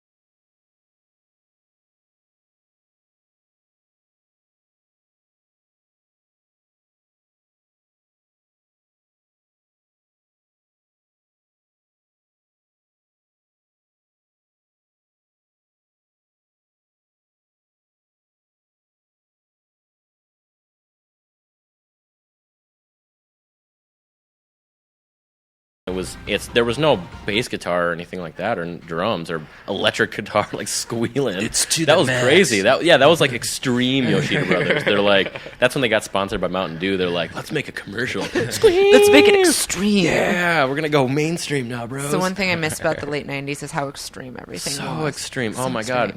Extreme Cheetos. Extreme. Even like the games, like when PlayStation first came out, Too Extreme, like the rollerblading game, where you like dodge traffic and like Too Extreme, bro. And like even the X Games back then had like free climbing and like it's super extreme, man, and like downhill rollerblading. And it's like you look back on that and you're like, rollerblading? People still rollerblade? Oh come on, hackers! Speaking of extreme, hackers! Oh god, check this old commercial. Extreme. Next generation video games. TurboGrafx 16. Everyone's... TurboGrafx 16. Did you have a TurboGrafx? I'm a huge TurboGrafx fan. Do you have one still? I have 5 of them. Oh, no way. Yeah. I never owned one. Or Jaguar. I just actually sold my Turbo Go, the portable one I had. Wow. This is stupid. I don't need this. But I've always actually wanted the CD. I never bought the CD thing. The CD things were such a tough sell. Cause I know. remember, I never had Sega CD, but my buddy did, and I was like, dude, we can play Dark Forces on his Sega CD. That's so cool, you know. And like, I remember just like the memories of being in school, going like, I can't wait to go to his house tomorrow and play Sega CD, you know. Yeah. Because you always had like, and then there's like the rare friend that had the 32X. Oh yeah, I had the 32X. It was like the first 32-bit. Was it, or was Jaguar? No. It wasn't 32X. Oh, I thought you were talking about the Turbo Booster and the. Remember, the Turbo Booster was a little thing you snapped on the back of the Turbo Graphics that was supposed to double or make the video out better. I think it was like composite. They had tons of those. Remember, even like up until the N64, they had the little expansion port, right? And you couldn't play like the full Donkey Kong game or something if you didn't have the expansion pack, and, right? And then your parents get pissed that it's like $100. Like, what? I already paid $200 for this thing. I forgot about that thing. Yeah, there's little add-on things that. You know, it's funny. People complain about the prices of games these days, but I don't think people realize that back in the early '90s, games were like $90. $89. Yeah. NHL like '94 was the first, and that's not even accounting for inflation. No, seriously, yeah. That's ads. $90 in 1990s money. Yeah. So remember the Neo Geo? The games were like $400. Oh God, the Neo Geo. I think I have some Neo Geo games just randomly stored at my parents' house back in Minneapolis. But it's crazy because people now have kids, and they're like, hey, what should I buy? Like, but this stuff's so expensive. I'm like, I just remind them like, actually, it's not. Like 15 years ago, you had to pay $100 per game, and now it's like $200. Yeah, and they were shitty. Like a lot of the games weren't even good. Like now the games are so good, and the quality is just so rich. And playing Saints Row, I feel like I got my money's worth like 10 times already, and I haven't even customization. Yeah. Oh God, I totally made like the hot babe. I started making a dude, and I was like, this is boring. I'm a you dude. can play as a hot dude naked, and also there's a squid gun, and all of the Dr. Genki stuff is awesome. Oh, it's so funny. You gotta do the Dr. Genki. Beating somebody up with a giant purple dildo is hilarious. Yeah. Like, you just... The taunts. I think I have like I think there's like a Melvin or something like that. I don't know what it is. I don't know what that dance is, but just you can't not just go crazy in those games. Yeah. Like, oh, I did a mission here. Oh, I'm gonna go run people over now. Yeah. And I'm gonna go fling cars off roofs and like fire flamethrowers into crowds. Or and I'm stuff. gonna get the car, the what is it called? The human Polt. It's called what? There's a know car. about this yet. There's a car where you run people over and then you can catapult them. Oh my God! And then you can actually catapult yourself. No way. And it's just like open. It's just you can just do this. You can totally just do this. Oh my God! I need this. I was just like yesterday. I was taking an airplane and like I was like dive bombing into the cities and like bombing. I'm like having gleeful fun. Coolest features I think of the games that people like Saints Row. Like the easiest way to describe it is like a more violent, more awesome Grand Theft Auto. But wacky, just totally wacky. Crazy wacky. But and hilarious, really funny writing. Play, Chad Colchin, who's been on the show, did a bunch of the writing for that. Oh, awesome. But there's also like you can fly airplanes and shit. Yeah. Like there's so many so different fun. things that you can do in that game. Oh yeah. It's definitely. Oh, I mean, when Saints I was Row the Third. I saved a giant, oversized human being that was naked, and he was just beating the shit out of people, and like and I was beating people next to him with a giant purple dildo. I'm like, this is hilarious. This is so funny. And there was a chariot race with like S&M guys like all zipped up, and like it was like whipping a dude. They're like, get me there faster, faster, faster. And I was laughing so hard at this game. And why aren't more games funny? Like more games need to be over the top retardedness like this. I love like it. here's so the funny. human catapult. So you run over Manipult. Manipult. That's what it's called. Is this more DLC? This might be a Genki DLC. Yeah, this is definitely Genki. And at last year's Comic-Con, they had one of these like roving the streets. No way. That's amazing. Yeah. Oh God, I can't wait to go home and play. Well, my week is still screwed. Well, you're in the in-between time before you start your new job. I know. It feels good. It feels really good. So it's awkward relaxing. segue, because that's what we do here. Can we talk about my corset? Is it Star Wars? Yeah. Tell me you had that made. I did have that made. You had that custom made. Yes. That's amazing. Yeah. So the woman. Is it the comics? Yeah, it's the comics on the. Oh, that's so awesome. So it's from Castle Corsetry. They hooked me up with it. Lauren is amazing over there. She can literally make you anything.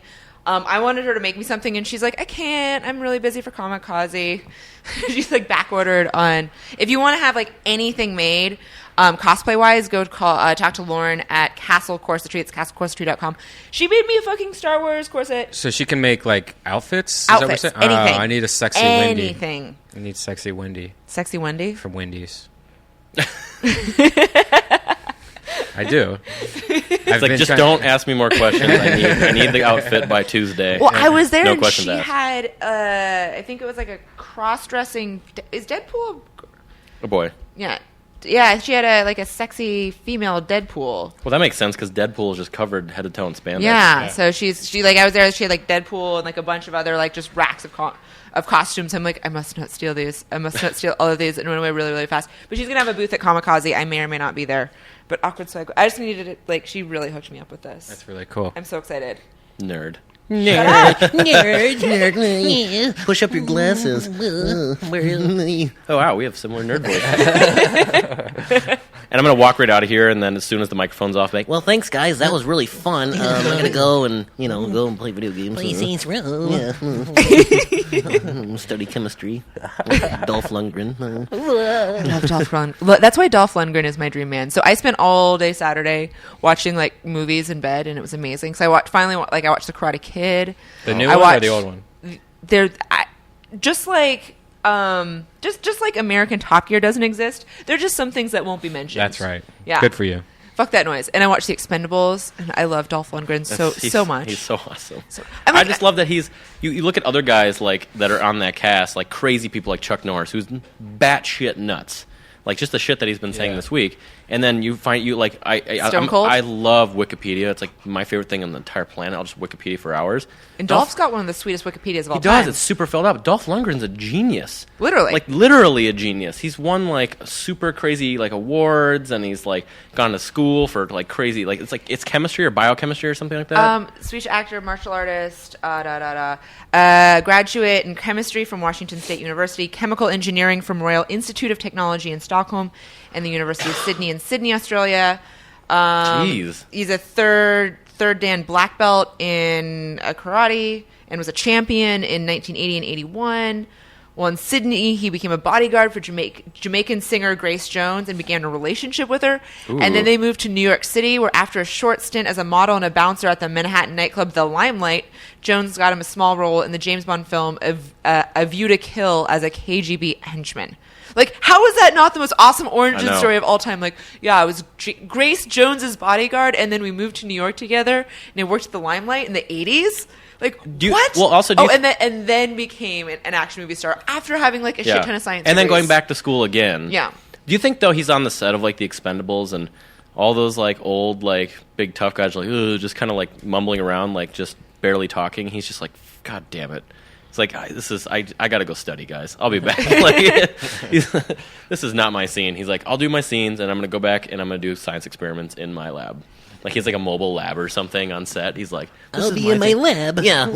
yeah. As soon as the camera cuts, he's like, All right, guys, I gotta go check on my experiment. I don't want to hurt anyone. Did I step on your foot? I'm sorry. He's just like super dainty and like, Oh God. and then they're like, action. He's like, what's up, bitch?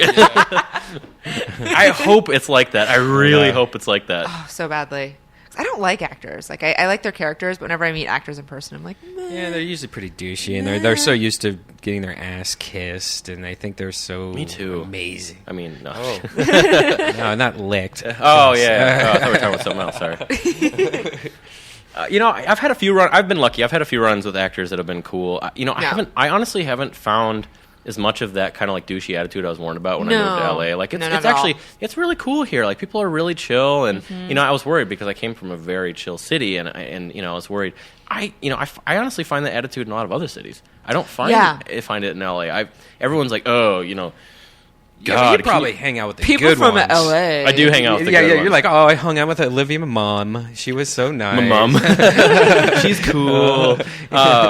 No, I've had like just kind of random. There's actually a really a large contingent of people that are big fans of 8-Bit too. I think at our opening, Aronofsky showed up, and what's his name? Directed Moon. David Bowie's son. I'm blanking on his right now. Yeah. He was there. They all like sign in under fake names, and there's you just kind of have run-ins with like kind of interesting people, but I haven't had a bad experience. I heard I'm pretty open. I heard a story recently, and this is all alleged. I've Allegedly. heard many stories about this person Duncan before. Duncan Jones, yeah, and he's a huge nerd. His Twitter icon's like pixel art or something like that. Well, considering he directed Moon, yeah. come on, you have to be a nerd to make Moon happen. So good. So good. But I heard like this guy was a jerk before, but I just heard like firsthand from somebody that worked with him recently that Rob Schneider is the biggest asshole dick in the whole entire world. And then I told somebody else that knew him. He goes, "Oh yeah, I know somebody that tried to beat his ass immediately after working with this guy." And wow, I was like, wow, Rob Schneider. wouldn't think I guess he's like a super like ego I don't know. Like, what's the dominant guy? Like where the guy has to alpha be male. Alpha male, yeah. Yeah. He's like a little dude too. I know. I never would have he's thought like a tiny that. little Those are strange looking human being. I never would have guessed that. But I mean that the thing that you hear those stories and it's just kind of annoying because it's like I know actors work really hard. I don't discount that, but it's like you hang out with people who are like ER nurses and they like, oh, I was on my feet for 12 hours and I watched a man bleed out twice a day, and it's like, and they're super chill and mellow, and you run into people who are like just have it kind of easy, like, and like I said, they still work hard, but it's like it's too bad, it's like it's nice to be grounded with the other people that work their asses off, and like the public service sector to me, it's like I'm just amazed at that. Like I don't hate cops, I'm not one of those people. I'm like, man, all those people like I know like a lot of firefighters and all that kind of stuff. That shit's amazing to me. I don't have the balls to even do that kind of thing. If I were to join the academy, I would get knocked out in like a week. They'd be like, "Get the fuck out of here, you idiot!" Like my cousin Ian that I used to babysit, now like he's like a firefighter, paramedic, and just like hearing. And my other cousin Blake is the same way, also like a firefighter. And I'm like, the shit that they deal with on a daily basis. Yeah. I'm like, wow, you just like peeled someone's face off and like got it to the hospital in time and like got it reattached. And they're fine. Yeah. And you had to hold it in your hand. Oh my God, yeah. Like dealing with like giant burning buildings and like stuff falling. Like it's amazing what people do. So, it's that the LA attitude isn't bad for me. Honestly, I don't think it's too bad. I like it. I think it's chill. I had actually surprisingly enough, he is an actor, but a friend of mine tell me, he gave me advice. Like LA is like a bunch of different tribes and they trade. Mm-hmm. You have like the East Side hipsters, and you have like now like the cool young Eagle Rock kids, and you have like the West Side, and you have like the Venice, chillbillies, and Hollywood, and even like the Valley people, and they all DTLA. What's up? DTL, what's up? No, yeah, that's how I talk when I'm. That's actually how I sound. Are you DTLA? No, well, I'm so close. I'm down. I'm Silver Lake, so okay. Yeah. But I have a lot of friends in downtown, and I'm thinking about it. I'm going to move as soon as humanly possible. DTB, way better. DTB. Mm-hmm. Burbank, what's up? Oh, Burbank. Ooh. The fact that you've had more like run-ins with crime living in your neighborhood, and I technically live in Skid Row. Yeah. Oh, are you down past like? Are you like on like Main and like? I don't want to give away the exact. Oh yeah, smart. Smart. Specifics of where I live, but I do technically live in Skid Row in downtown. I don't feel worried about people stalking me down there because anyone that like hangs around long enough, like the homeless crazy people chase them off. Oh yeah, yeah. Like I'm like, you don't want to hold still in my neighborhood for too long. Like, can you find me a really rad blinged out watch that's like $20? Yeah, Casio. Because I feel like that's a good place to do it, right? Yeah. I want like the most overly iced out bullshit watch possible, but I want to pay like $20. I actually live in the jewelry district, so you can actually go down there and buy like real nice watches. Yeah, I don't want that. I haven't seen anyone selling fake watches. I gotta go to New York. For that. There's fake watches. There's got to be like Hollywood, maybe maybe like in the San Korea. Diego. Yeah. I want to say Fashion District, Koreatown. Oh, really? Yeah, I forget. My friend used to go and just get these $90 watches that were identical to like $40,000 watches. Like each piece. They like the guy who sold them. Yeah. The guy who sold them says that they take each piece out and they make an exact copy of it, like of each. I want that. You know what I mean? So it's like a perfect. I want a bootleg, and I want it bad. I don't know why. I love watches, but I don't like that like regular watch. I want like weird watches. Mm-hmm. I have an iPod in my arm right now. I've just like lusted over. You, a gadget whore? No. No, I don't know. Oh, God, no, I got to take this off. You can have this. No, it's, do you recommend that? I've almost bought one of those so many times. Like I highly recommend it. It's a great conversation starter. All right. No, it's awesome because you get, like, there's 18 different watch faces, including Animal. Oh, yeah. I love Animal. Oh, yeah. He's my favorite Muppet. And then Muppet. I got 5 different colors. No, he's not. He's my third favorite Muppet. Where's it here? Where's it? I don't know if you'll be able to. Yeah. I won't move. See it. I got these are like the Kickstarter bands that they did. Mm-hmm. I got 5 of these, 5 different colors for like $20. So all in, this whole watch was I think I paid like $100. I got the watch or the iPod. Is it on an sale. app? Like, how does it work? Yeah, it's just a built-in app, and they give you like 18 different faces, and then but like it just stays on. So you just hit the button and it comes on. Huh. It's super Does it have awesome. Bluetooth? No, it doesn't have anything. Like it has Nike Plus if you work out. If it had Bluetooth, that would be cool. Because that would be cool if you could like download like an app, like a Spotify. I wouldn't be surprised if that would be the next thing that Apple does. Because so originally Apple didn't have that many faces on there, and they added more when the watch craze happened. So I wouldn't be surprised. And the Apple Store sells a ton of different bands, so they're obviously embracing it. Right. So I wouldn't be surprised if Apple refreshes it, does another Nano, and embraces this digital watch thing. Because there's that Kickstarter that got like $4.5 million for a That's so smartwatch, crazy. and Apple can just instantly take over that market in one shot. They didn't have to try. Yeah, I would love to be able to have Bluetooth because I like having my cell phone hooked up to my car where I sit in and it makes calls and all that shit like that. But the worst is when you want to just listen to music and then you have like somebody in your car and then somebody else calls you like, while you're like, I wish I could listen to my music but not have my phone connected right now. I think Apple announced also integration with new cars where they're going to integrate Siri and they're going to like better integrate the Bluetooth wireless stuff. So like if you get like a Beamer or something like that, you can be like, boop, what's up Siri, and she'll talk to you in your car. Yeah, my new shit works with Siri. It's the Volkswagen Beetle 2012 and it does the button where you can just push and press. Oh, you have that built in? Mine like comes through the speakers. Right. But I have to like push the button on my phone, and every time I do it, it like flips forward. I'm like, oh god, and then I almost get in a car accident. It's probably not very safe. But So we are nearing the end of our podcast, but we're not quite there yet. Can you talk about your new news? I can. Very exciting stuff. By the way, we're on with Nick Ahrens. I haven't said your name like enough at all. It's all right. That's right. No one knows who I am. I knew you before you even got here, and that was very shocking. Hi, guys. I knew you over the internet. We got Twitter deuce? Twattered Deuce? We got twattered together. Twattered. We got twattered. Twat. Is that after what's his name made the twat joke, it's just like it's not as fresh anymore. Yeah. Who made the twat joke? Stephen Colbert. Yeah. He's like, I twatted something. And he's like the first person to do it, and everyone's like, yeah, now we can't do it anymore. it was good. He got it. It's Colbert. He always gets that stuff. He's awesome. He's shiny. He's shiny. He's a shiny man. Shiny. Oh, Firefly shiny. Oh, Shiny. nice. You nerd. What's up? What's happening, nerd? Hey. Well, this. You want to check out my computer? A little bit of this. Hey, you should see what I did to my computer. It's got more RAM. It does. Do you remember that old commercial where they're like, RAM it all, even the gigabytes? Anyone remember that? Oh, God. It was hotbot.yahoo. A bunch of old guys. Oh, man. Wow. I remember that stuff. I'm like, ooh, nerd commercial. Let me turn it up. Were you an old fan of like tech, the screensavers and the Like tech TV? oh, yeah. and all Oh, God, that yeah. shit? Oh, that stuff was amazing. I used to go to the live tape. When I first moved out here, I had no friends. So my only thing was like, wow, I live by Tech TV now. So I'm just going to go to that. So I went every day, and I met Kevin Rose. That's how I met Kevin Rose and Kat and Kevin Pereira and all that stuff. He's been doing that since he was a kid. Yeah. He and I quit. He and I started almost the same time. Like I think I got hired as a pro nerd when I was like before I could drink actually. Wow. Yeah. How'd you get that? I was a pro athlete for a while, and then I realized that all the 2 years younger than me, they were all way better than me. Like so much better. Like I went to the X Games. Like my first year going to the X Games, I would watch them ride, and I was like, "Fuck me! There's no way I can do this."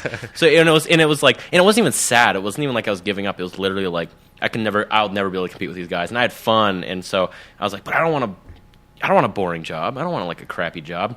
So instead, I found out Game Informer was based in Minneapolis, where I lived, and I was like, fuck it, I'll make them give me a job. Yeah. And it turned out at the time I learned through skating, I had learned how to edit video and all that kind of stuff, shoot photos, and my mom was a graphic designer, so I learned how to use Photoshop when I was like a tiny little kid, basically when it came out.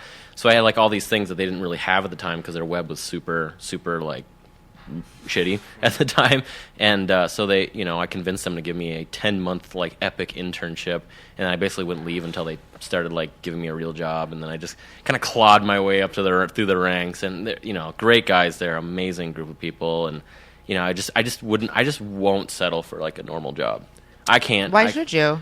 Exactly. I mean, like you should you just care about what you do. Though actually, I was talking to a good friend of mine today. Was it today or yesterday? I've been working too Last much. month. About the one of the biggest reasons that I think that I would game more is if I had a regular job, because the thing is working for myself and, how much work I spend working every day is, like. Is it bursts? It's in bursts, and Yeah. I have to work on my computer every day, and I've got all of these projects that I need to like manage and overlook. And it's I'm gigging, I do all of my own booking, so I'm Yeah. out there contacting people, booking all of my own work, and so there's at no point am I ever like Downtime. yeah, I don't clock out at 5. Yeah. I don't have weekends off per se. Yeah. And I think that I would be a lot more into gaming is if at 5 p.m. I could go home, I could sit on my couch, could game for like 8 hours, Yeah. go to sleep, wake up, and have a job the next Yeah. day. It's well, when I was a kid, obviously I had no problem playing a lot of video games. But when it became a job, and there wasn't much of a transition there because I was only 20, and when you it really is kind of playing video games for a living. Like even if you're not playing for work, you're at home and you're playing because everyone else in the office is playing the same game. You're like it's like a water cooler thing, Yeah. It's like watching Lost or something like that. But you come back and you talk about the game. But when I left GI. 8-Bit's still in gaming. I didn't game nearly as much, and I was working a lot more at 8-Bit because it's it was a lot more of a kind of a demanding role there. But it actually kind of grounded me a little bit because it made me choose what I was going to play. And I did switch, and I do play a lot more mobile now. I consume like crazy. I spend probably hundreds of dollars a year on iPhone games. But What would you recommend for iPhone games right now? ooh, that's a good question. Baggit. Which is How do I spell that? BAGAIT, just bag it like bagging groceries. Bag That it. happens to be What is it like? Is it It's- like, I'm literally it's taking notes. like a it's- root beer? no, game? it's like Tetris. I'll bring it up here. Oh, cool. Oh, weird. I happen to be working for these guys now. Huh. Plug. No, so it's like a Tetris game where you bag groceries, but like all the groceries have their own little personalities and stuff like that. Like if you throw the soda down too hard, it'll explode and ruin all the groceries and all that kind of stuff. And there's like a challenge mode for Bejeweled Blitz fans out there. I hate Bejeweled Blitz. I've been trying to play it, and I hate it so much. But I like regular Bejeweled. This is a lot more. This is a lot less like intense than Bejeweled Blitz, but I get stressed playing Bejeweled Blitz. so It's the stressful. regular mode then is like regular Bejeweled, Okay. but like I can handle that. So you like bag groceries. So like there's chips, and if you put a watermelon on top of the chips, you're gonna crush them. You know what I mean? And so there's lots of puzzles and like there's modes where you want to crush the groceries, all that kind of stuff. Very accessible. This is the kind of game if you have a 4-year-old, you can give it to them, or if you're 65, you can play it. So it's a really accessible. This is what I love about mobile gaming. I'm the same This is way. the best thing. Mobile gaming is changing. Yeah, It's making everyone a gamer. it is. I highly suggest Whale Trail. It's been out for a little while. Is it like snail trails? I don't know what Snail Trails is. Ew. Mm. Ew. Oh, did I just get owned? Did I just get gross owned? I just got gross owned. Is it whale as in the mammal? Yeah, Whale Trail, not Whale Tail. That fad died, in the late 90s. Yeah, it totally I died. don't want a Whale Tail. Jack Lumber is a great kind of like Fruit Ninja style game, but a little bit more puzzle based. 10 Million is an amazing puzzle RPG game. If you like a Puzzle Quest or something like that, you'll like 10 Million. Very accessible, but very nerdy, very blocky, kind of pixelated. Whale Trail is actually a good game. I'm just looking at it now. I actually own this game. Yeah, it's a great game. Yeah. Field Runners 2's out. Great. Tower Defense. Those are kind of the games that I'm playing right now. Obviously, there's probably tons and tons more out there. Anything by Kairosoft. I don't know if you've ever played their games. If you like SimCity and you were disappointed by SimCity, any of the Kairosoft games, like Game Dev Story, where you build your own game development studio and you have to manage all the developers and you get to make your own game and make your own consoles and that kind of stuff. Sounds very exciting. Oh, it's so exciting. And then they have a bunch And I of can different... play it on my iPhone, or do I want to play it on my iPhone? You can play it on your... I would play it on your iPad just because it's a little bit easier because you get the big screen. But this company makes a bunch of different games. They have like Mega Mall Story where you can make your own mall and you have to like manage that. I would totally love those sort of games. Like, Oh, yeah. I love those sort of games. There's one called Edu Towns. I think that's how you pronounce it, and that's like SimCity. That one's like actually like SimCity, and it's really good because you get to view every single citizen and like if they're happy and they're sad and all that kind of stuff. And it's really cutesy stuff. Really, it's all pixel art, like isometric. They're a Japanese. I think they're Japanese company, and they just keep making these games that are just great. And they're like $2 or something like that. There's a game that I almost am going to do this myself because I don't think if I don't, no one else is going to do it. There's a game that it's one of my favorite games in the whole entire world. The company went it's out of business now, I believe. I don't think anyone owns the rights to the game anymore. But I want them to just port it over to the iPad or make a new version of it, or somebody just make a clone of it, because it was one of the best games ever. It was called Wetrix, and I don't know. Wetrix is great. It's. I was wondering what you were about to say, and I think that was one of my I was like, oh my God, Wetrix is awesome, and it would be perfect for the iPad. I would imagine. Oh, it'd be great. And if no one knows what I'm talking about, I'm sure you can find some game emulators. I don't think you can buy it anywhere unless you have an old PlayStation or Nintendo around. But you might be able to get on eBay, but it's pretty much Tetris with weather. Like there's rain and fire and yeah, it was kind of spawned out of all the Tetris clones that happened for a while, but it was like one of the good ones. Yeah, yeah, it was so fun. The Tetris style gameplay. I mean, that's why Baguette works so well. I think the Tetris style gameplay is, it's an amazing brand, but it's just the simplicity of the way the puzzling works for that is just, it'll never get old. Right. Like you can go back and play Tetris on Game Boy, and it's still fun. Oh yeah. I know a lot of people just keep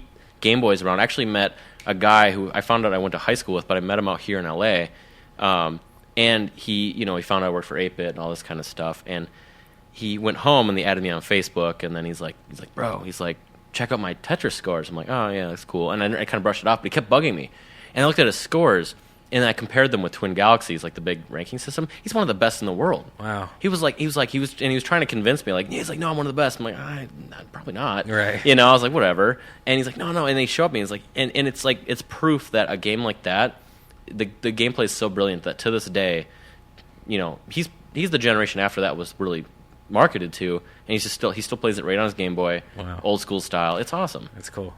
It's just and the other thing too is I went to a licensing expo in Vegas, and nothing else in the game industry exists like Tetris. They license it as a brand.